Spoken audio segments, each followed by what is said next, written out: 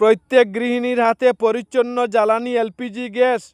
জেলা উজ্জ্বলা কমিটির গুরুত্বপূর্ণ পর্যালোচনা বৈঠক অনুষ্ঠিত হয় আসামের শ্রীভূমিতে। আজ জেলাশাসক মাননীয় প্রদীপ কুমার দ্বিবেদী মহাশয়ের সভাপতিত্বে জেলা প্রশাসনের দপ্তরে অনুষ্ঠিত হল জেলা উজ্জ্বলা কমিটির এক গুরুত্বপূর্ণ আলোচনা সভা। বৈঠকটি অনুষ্ঠিত হয় উনার কার্যালয়ের চেম্বারে, যেখানে প্রধানমন্ত্রী উজ্জ্বলা যোজনার বাস্তবায়ন ও অগ্রগতি নিয়ে বিশদ পর্যালোচনা করা হয়। বৈঠকে মূলত নতুন রান্না গ্যাস সংযোগ বিতরণের প্রক্রিয়া আরও সহজ, স্বচ্ছ এবং কার্যকর করার উপায় নিয়ে বিস্তারিত আলোচনা করা হয়।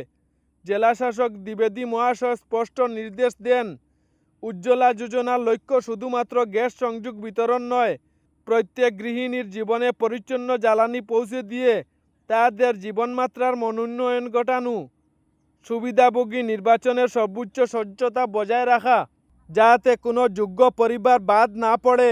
বৈঠকে জেলা প্রশাসনের তরফে সম্বন্ধিত কর্মপরিকল্পনা গ্রহণ করা হয়, যার মাধ্যমে সুবিধাভোগী পরিবারের হাতে দ্রুত এলপিজি সংযোগ পৌঁছে দেওয়ার সম্ভাবনা হবে। উজ্জ্বলা প্রকল্পের মাধ্যমে ইতিমধ্যে রাজ্যের হাজার হাজার দরিদ্র পরিবার ধোঁয়ামুক্ত রান্নাঘরের স্বপ্ন বাস্তবায়ন করেছে। আজকের বৈঠকে সেই প্রক্রিয়াকে আরও শক্তিশালী করার প্রতিশ্রুতি পুনর্ব্যক্ত করা হয়।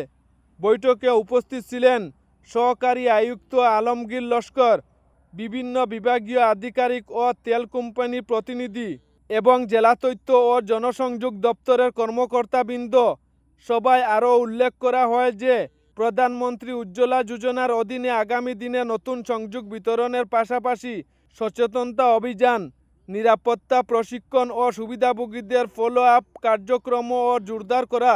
এই বৈঠকের মাধ্যমে জেলা প্রশাসন আবারও প্রতিশ্রুতি ব্যক্ত করেছেন, প্রত্যেক গৃহিণীর হাতে পরিচ্ছন্ন জ্বালানি স্বাস্থ্যকর ভবিষ্যতের জন্য।